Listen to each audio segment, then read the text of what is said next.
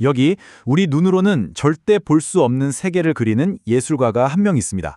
캔버스와 붓이 아니라요. 순수한 논리하고 컴퓨터 코드만 가지고 우리가 상상조차 할 수 없는 차원을 그려낸 남자, 바로 만프레드 모어의 이야기입니다. 보이지 않는 걸 어떻게 그리지?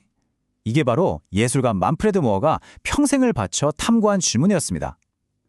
우리가 사는 이 3차원을 넘어서 4차원, 5차원, 심지어는 100차원이라는 말 그대로 상상 속의 도형을 어떻게 이 평평한 2차원 화면에 담아낼 수 있을까요? 지금 보시는 이 복잡한 도형 있죠? 이게 바로 그 불가능한 도형에 대한 모어의 대답입니다. 컴퓨터가 그린 4차원 정육면체, 그러니까 하이퍼큐브가 2차원 평면에 남긴 일종의 그림자인 셈이죠. 개념이 조금 어렵게 들리시나요? 자, 이렇게 한번 생각해 보죠. 점을 쭉 움직이면 선이 되죠. 선을 움직이면 면이 되고요. 면을 움직이면 우리가 아는 3차원 입체, 정육면체가 됩니다. 그럼 그 입체를 또 다른 차원으로 한 번 더 움직이면 뭐가 될까요?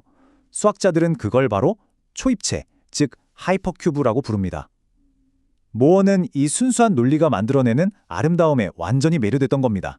아니 근데 이런 혁신적인 예술가는 대체 어떤 사람이었을까요? 놀랍게도 만프레드 모어의 시작은 논리가 아니라 아주 즉흥적인 재즈 음악에서 출발했어요. 이 두 그림을 한번 보세요. 그의 극적인 변화가 한눈에 보이죠? 왼쪽은 그의 초기 작품인데 재즈 음악의 즉흥성과 자유로운 리듬에서 영감을 받은 추상 표현주의 그림입니다. 그런데 오른쪽을 보세요. 불과 몇 년 만에 그의 예술은 감정에 폭발해서 순수한 논리의 구현으로 완벽하게 정돈된 규칙 기반의 선들로 완전히 탈바꿈했습니다. 정말 엄청난 변화 아닌가요? 그의 인생을 바꾼 결정적인 순간은 바로 1968년 파리에서 찾아옵니다. 당시 그는 컴퓨터가 만들어내는 논리적이고 체계적인 결과물에 눈을 뜨게 된 거죠. 그리고 불과 1년 만에 붓을 내려놓고 컴퓨터 코드를 새로운 펜으로 삼아서 그림을 그리기 시작했습니다. 특히 철학자 막스 벤제가 말한 합리적 예술이라는 개념을 접한 뒤에 모어는 자신의 길을 확신하게 됩니다. 예술이라는 게 꼭 감정의 즉흥적인 표현일 필요는 없다. 오히려 수학적이고 논리적인 과정 그 자체에서 아름다움을 찾을 수 있다는 생각이었죠.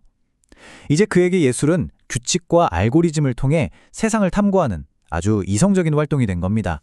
자, 그럼 그는 어떻게 이 새로운 예술을 창조했을까요? 그는 컴퓨터를 단순히 그림 그리는 도구, 붓처럼 사용한 게 아니었습니다. 창작의 과정 자체를 완전히 새롭게 설계해버렸어요. 이 작품이 바로 그의 첫 번째 주요 컴퓨터 아트, 랜덤 워크입니다. 근데 놀랍게도 이 복잡한 선들의 출발점이 음악이었어요. 그는 음악의 리듬, 반복, 변주 같은 구조적인 규칙들을 수학적인 알고리즘으로 바꿨고요. 컴퓨터는 그 논리를 따라서 이 선들의 경로를 시각적으로 그려낸 거죠. 이 작품을 통해서 모어는 디지털 아트의 아주 핵심적인 3단계 프로세스를 딱 정립하게 됩니다. 먼저 논리로서의 코드를 짜고, 둘째, 컴퓨터가 그 과정을 실행하고, 마지막으로 시각적인 결과물이 탄생하는 거죠. 이 구조가 그의 평생 작업의 뼈대가 됩니다. 여기서 핵심은 바로 이거예요. 우리 모두에겐 자기도 모르게 선호하는 색이나 형태, 일종의 심리적 패턴이 있잖아요. 모어는 바로 그 주관성을 예술에서 완전히 없애고 싶어 했습니다. 예술가의 손길과 감정 대신에 오직 순수한 논리만이 예술을 창조하게 한다는 것. 당시로서는 정말 급진적인 생각이었죠. 그리고 1973년부터 모어는 자신의 예술적 탐험을 위한 완벽한 알파벳을 찾아냅니다. 그게 바로 그의 평생의 집착이 된 하이퍼큐브였죠. 그는 이 하나의 도형을 가지고 미지의 세계를 탐험하는 아주 장대한 교향곡을 쓰기 시작합니다. 그의 탐험은 먼저 4차원에서 시작됐습니다. 우리가 사는 3차원 공간을 막 넘어선 첫 번째 미지의 영역이었죠. 그는 컴퓨터를 통해서 이 4차원 하이퍼큐브를 막 돌려보고 분해하면서 그 구조를 탐구했습니다. 하지만 4차원은 정말 시작에 불과했어요. 그의 알고리즘은 점점 더 복잡해졌고 이제는 물리학의 끈 이론 같은 데서나 나오는 11차원의 경로를 추적하기 시작했습니다. 이건 인간의 머리로는 상상조차 불가능한 영역이죠.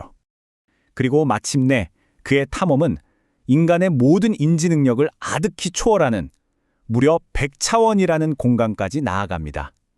우리는 이 세계가 어떤 모습일지 전혀 상상할 수 없어요. 하지만 모어의 컴퓨터는 그 논리적인 구조를 계산하고 그려낼 수 있었던 거죠. 아니 그럼 11차원 같은 고차원 세계를 대체 어떻게 그릴 수 있었을까요? 바로 이 슬라이드가 그 비밀을 보여줍니다. 11차원의 복잡한 궤적이 4차원으로 다시 3차원으로 계속해서 차원을 낮추면서 투영되는 거예요. 그리고 마침내 우리 눈에는 단 하나의 단순한 선으로 보이게 되는 거죠. 우리가 보는 이 선 하나가 사실은 저 너머 상상할 수 없는 세계의 아주 희미한 그림자인 셈입니다. 자, 그렇다면 이 보이지 않는 세계를 그린 예술가의 유산은 오늘날 우리에게 어떤 의미를 가질까요? 그의 작업은 단순히 신기한 그림, 그 이상입니다. 모어는 인간의 이성이 순수한 논리를 통해서 새로운 형태의 예술을 창조할 수 있다는 걸 증명했어요. 예술이란 과연 무엇인가 하는 아주 근본적인 질문을 던진 거죠. 그리고 논리가 그 자체로 아름다움이 될 수 있고 기계가 인간의 상상력을 무한히 넓혀줄 수 있다는 걸 온몸으로 보여줬습니다. 그의 작업은 과학과 예술이 만나는 가장 아름다운 지점이라고 할 수 있겠죠. 그의 이 마지막 말이 참 깊은 여운을 남깁니다. 더 높은 차원에서 무슨 일이 벌어지는지 나도 모른다. 하지만 논리는 작동한다. 우리는 그가 탐험한 세계를 아마 영원히 완전히 이해할 순 없을지도 모릅니다. 하지만 그 과정 속에 존재하는 질서와 논리의 아름다움만큼은 분명히 느낄 수 있죠. 어쩌면 진짜 예술이란 우리가 이해하지 못하는 세계를 향해 던지는 가장 아름답고 논리적인 질문, 바로 그 자체일지도 모르겠습니다.